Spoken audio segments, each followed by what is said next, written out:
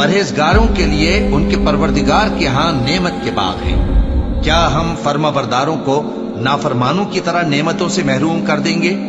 تمہیں کیا ہو گیا ہے؟ کیسی تجویزیں کرتے ہو؟ کیا تمہارے پاس کوئی کتاب ہے جس میں یہ بات پڑھتے ہو کہ جو چیز تم پسند کرو گے وہ تم کو ضرور ملے گی؟ یا تم نے ہم سے قسمیں لے رکھی ہیں جو قیامت کے دن تک چلی جائیں گی کہ جو کچھ تم طے کر لو گے وہ تمہارا ہوگا؟ ان سے پوچھو کہ ان میں سے کون اس کا ذمہ لیتا ہے؟ کیا اس قول میں ان کے کچھ شریک ہیں؟ اگر یہ سچے ہیں تو اپنے شریکوں کو لے آئیں۔ جس دن پنڈلی سے کپڑا اٹھا دیا جائے گا اور کفار سجدے کے لیے بلائے جائیں گے، پھر وہ سجدہ نہ کر سکیں گے۔